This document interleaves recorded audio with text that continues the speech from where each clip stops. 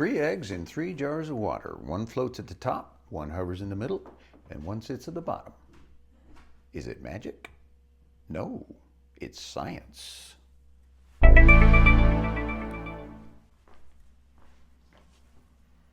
Mr. D here, and welcome to Science That Doesn't Suck. Today I want to show you something called the floating, hovering, and sinking eggs, or as I call it, the 3-egg Migos. Have you ever been called dense before? I know I have.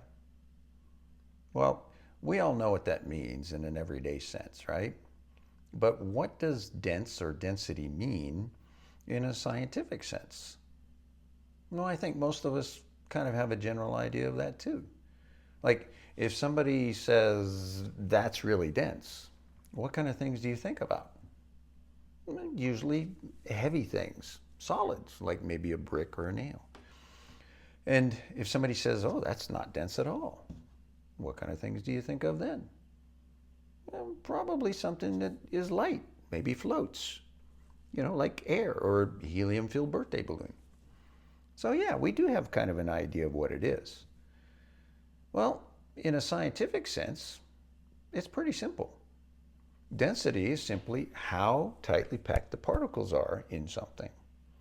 If the particles are really tightly packed together, we say it's dense. And those things tend to be solids. And if the particles are a little bit more spread out, we say those things aren't quite so dense. And those things are often liquids. And if the particles are really spread apart, then those things, the least dense things, they tend to be gases. So in general, solids are the most dense, liquids are in between, and gases are the least dense. Now, density is an inherent property of something. We call it a characteristic physical property, which means that everything has its own unique density, just like humans have their own unique fingerprint. And since density is unique to everything, we can use it to identify a substance. So if you can figure the density of something, then you can go to a big boring book of science, look it up, boom, and you know exactly what it is. How cool is that? Well, density is a unique property of how something is inside, but there are a couple ways you can change density too. And I showed you one of them in a previous video, the hot and cold water boxes, where hot water, because the particles are more spread apart, was less dense and it floated on top of the cold water in which the particles are more tightly packed together. It's more dense. So by changing the temperature, you can affect the density of liquids and gases. And there's another way too.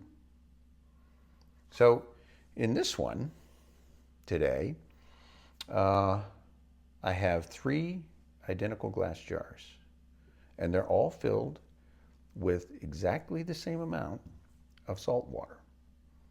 And in each jar, there is an identical large hard-boiled egg.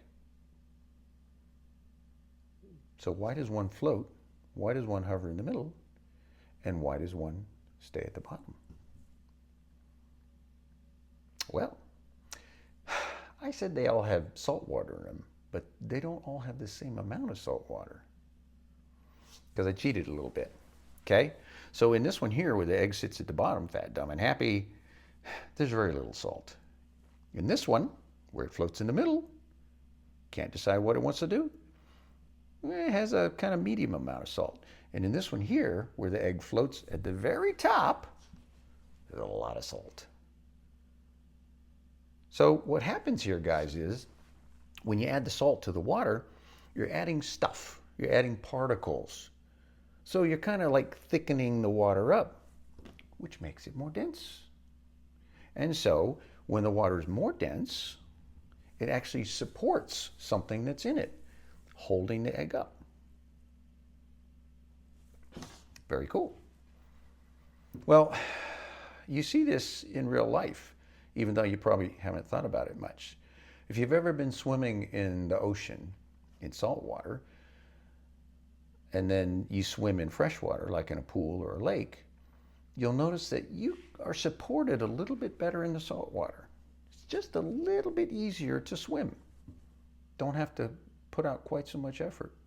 And that's because, just like in these, the salt water is more dense and it helps hold you up a little bit.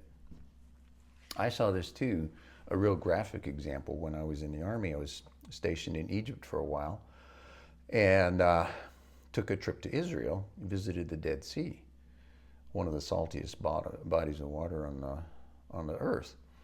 And it was so cool because in that water, it was so salty, so dense, that you could actually float on the water on your back with just a little bit of you underneath. You couldn't quite walk on the water, but it was close to it, right? Very, very cool. So anyway, that's the floating, hovering, and sinking eggs. Now, if you want to do this at home, teachers, homeschool parents, again, you'll need 3 identical containers.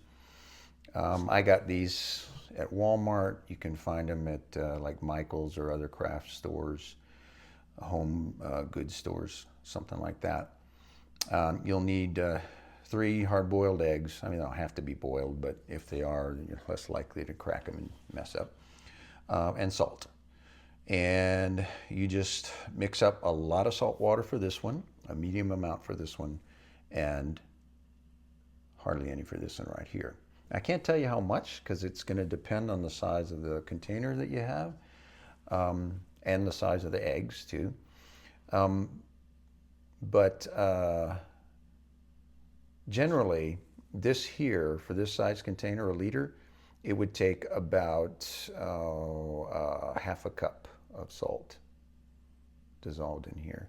And this would be maybe a 1/4 cup, and this would be just a tablespoon or so. So there you have it. The floating, hovering, and sinking eggs. If you like this, let me know. And check out my other videos. The crush the can, the egg in the bottle, hot and cold water box, and the jumping chain. So till next time, science rules.